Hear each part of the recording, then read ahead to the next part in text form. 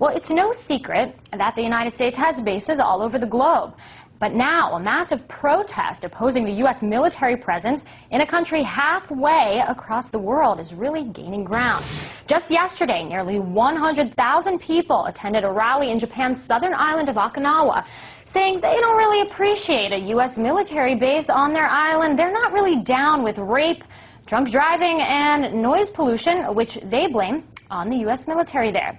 But what is the base doing on this island in the first place? And how could this particular demonstration affect the future of U.S.-Japanese relations? Well, joining me to hopefully answer those questions, Brian Becker. He's a national coordinator for the Answer Coalition. Hi there, Brian. Hi. So talk about what the purpose of this base was in the first place. Is it there for protection? I mean, and if it's there for protection, as the U.S. military would say, then why are the Japanese so against it?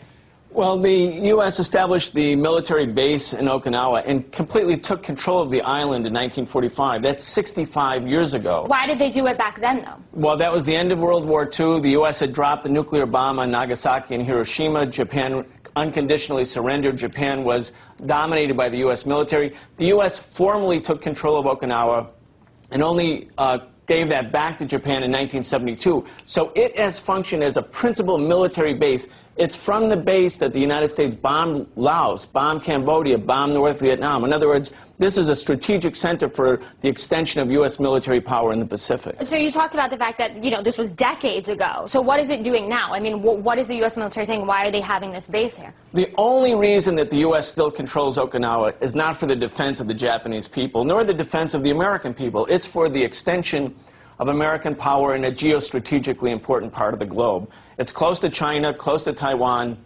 of course close to North Korea. The people in Okinawa feel like they're just pawns in a U.S. military game. This is one of 730 U.S. military bases around the world, 30 in Japan. 50,000 U.S. troops still occupy this island with all of the attendant social problems that you mentioned. But as I understand it, in 2006, there was an agreement to move this base from the center to the coast. So why weren't people up in arms then, or were they? Because I think this is worth mentioning. This is home to more than half of the 47,000 American troops there. So, I mean, why was this agreement signed in the first place? Well, the people in Okinawa have been demonstrating against this base since 1970, even before. There's been monumental protests for 4 decades. In 2006, the old Japanese government, the one that lost power, signed this deal with the Pentagon, but Prime Minister Hatuyama, in his campaign, said that he would move that base. He would free the people of Okinawa from this base. Now he's being pressured by the U.S. The people of Okinawa and all over Japan are ready to bring down that government because they think he's reneging on his promise to remove the base. Well, right. I mean, there's definitely domestic politics involved here as far as Japan, because now there is pressure on the Prime Minister, but he has to deal with this sort of rift between relations between Japan and the United States. Let's not forget the U.S. is Japan's closest ally. So what is he going to do then? Well, I think does the Japanese government represent the interests of the Japanese people, or is it an extension of American military power? In other words, if he listened to his own people, that base would be closed, because the vast majority, 2/3, want it closed right now. Now, I mentioned in my intro that a lot of Okinawans say that the U.S. military is responsible for noise pollution, environmental damage, sometimes drunk driving. So while the base is still there, who's going to be held accountable for that? Well, where the United States is like the 700-pound gorilla. It sits wherever it wants to sit, and it dictates to the political leaders what's going to happen. There is no accountability. When U.S. soldiers raped a 12-year-old girl in 1996, the people of Okinawa rose up right then. They wanted the U.S. military base closed.